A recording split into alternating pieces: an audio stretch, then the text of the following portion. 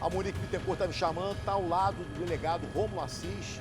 Tem mais informações sobre a prisão de um dos assassinos do Cabo Fábio ontem em Anchieta. Monique. Pois é, Tino, o Bruno Leonardo Guimarães, que estava com uma tornozeleira eletrônica, foi encontrado por policiais da Delegacia de Homicídios no Hospital Getúlio Vargas. Ele está passando por uma cirurgia, inclusive, e a polícia chegou até ele depois de descobrir que um homem baleado, mais ou menos no horário onde tudo aconteceu, em que tudo aconteceu, ele procurou atendimento numa UPA e depois ele fugiu dessa UPA porque ele sabia que ele tinha que ser transferido. Então a polícia começou a fazer buscas, diligências, analisar as câmeras de segurança. A gente está com o doutor Rômulo Assis, que vai explicar exatamente como é que foi essa prisão. Afinal de contas, a polícia conseguiu chegar até o criminoso em menos de 24 horas depois da morte do Cabo Fábio. Delegado, e explica pra gente também, obrigada primeiro pela sua participação, foi um crime muito covarde. O Cabo Fábio estava com um amigo dele na garupa da moto do amigo, inclusive voltavam para casa quando eles foram abordados por criminosos. Como é que foi a prisão do Bruno? Porque vocês estão procurando os outros, mas vamos falar primeiro do Bruno, que está com uma tornozeleira eletrônica e tem uma vasta ficha criminal, né? Boa tarde. Exato, boa tarde Tino, né? Boa tarde a todos. A Polícia Civil, ela, desde ontem, né, ela foi chamada para esse local pela Polícia Militar, que preservou o local por volta de 12h20, né, da data de ontem. Chegamos ao local e de imediato foram iniciadas diversas diligências, né? Aliás, até eu gostaria de enfatizar aqui que a gente foi ontem até justamente apontado como tendo demorado para chegar ao local, porque a nossa equipe estava em outro local de latrocínio, né? Então, assim, é um trabalho que a gente tem que fazer com calma, com bastante cuidado, até para exaurir o local.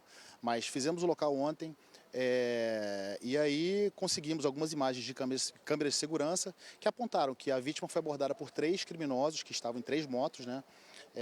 Injustamente rendida, injustamente assassinada, porque não foi dado nem a ela a chance de se defender, né?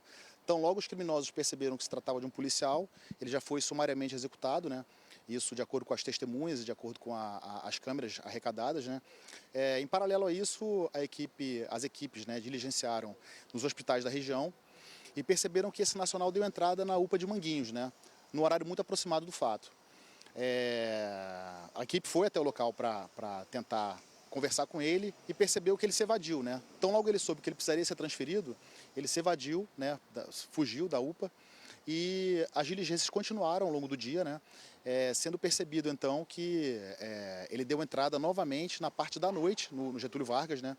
E aí eu só queria também enfatizar que essas diligências foram apoiadas pela Polícia Militar, pelo pessoal da CPP, do Comando de Polícia Pacificadora, que nos informaram da entrada dele no Hospital Getúlio Vargas. A equipe foi lá, tentou conversar com ele estava ainda em cirurgia, né? Não teve condições de falar, mas já foi possível apontar nesse momento que ele se trata de um dos envolvidos na morte do policial militar.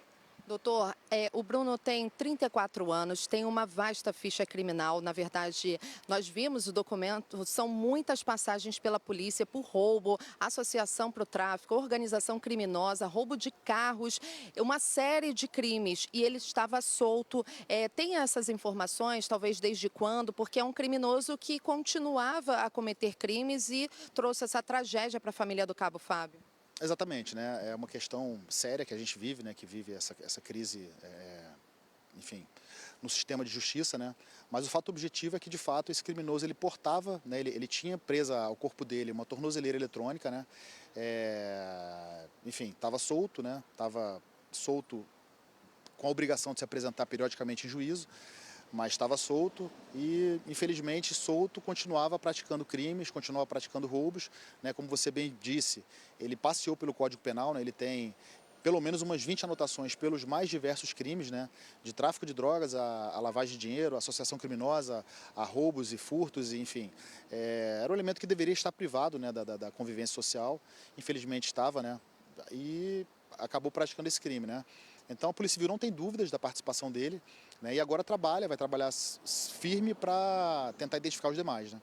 Sim, as diligências continuam e os policiais estão na rua porque tem mais 2 criminosos que fugiram. Eles levaram a arma do policial, alguns pertences e a gente tem um trechinho de uma imagem que mostra o Bruno correndo, porque ele foi baleado no abdômen, né? Exato, ele foi baleado na altura da barriga, né, do abdômen, exatamente a região onde aparece, né, nas câmeras de segurança, ele correndo, né, com a mão no abdômen, no local em que ele foi baleado.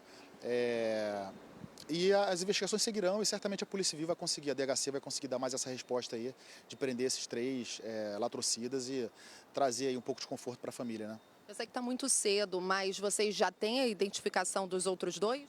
Não, assim, o trabalho ele está sendo feito de forma progressiva, né? A gente tem que lembrar que tem menos de 24 horas do fato, né? Aproximadamente 24 horas que aconteceu, mas já tem um preso em flagrante. O trabalho de análise de câmeras ele segue, o trabalho pericial ele segue também, e a gente tem convicção de que a gente vai conseguir avançar nessa investigação para, de fato, elucidar esse caso, né? Tá certo, doutor. Muito obrigada pela sua participação aqui com a gente no Balanço Geral. Lembrando que o Cabo Fábio, Tino, ele era casado, deixa 4 filhos de 40 anos. Ele era lotado na Polícia Pacificadora, Coordenadoria de Polícia Pacificadora. Infelizmente, foi morto na Avenida Nazaré, em Anchieta. A gente mostrou isso tudo em primeira mão, desde o momento em que um corpo foi localizado ali, né? As nossas equipes foram até lá. Você, inclusive, conversou com um amigo dele que estava pilotando a moto, muito abalado. Ele conseguiu falar como tudo aconteceu, realmente um momento de terror para eles ali, porque os criminosos ainda tentaram atirar no amigo dele. Infelizmente, o Cabo Fábio perdeu a vida nesse latrocínio. Volto com você.